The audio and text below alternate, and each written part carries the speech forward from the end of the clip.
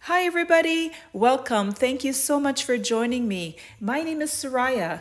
I love the way these Christmas ornaments turned out. They are so beautiful and so unique, and I'm sure you'd be proud to hang them on your tree. The hardest part to this was figuring out how to actually make them stand. And my solution was to get a bottle cap, double-sided tape to stick to the cup, and then a little bit of masking tape on the inside part of the cap to secure the ball to it. And that was it. And I started pouring, and these gorgeous patterns emerged. I've got close-up images coming up at the end, so keep watching.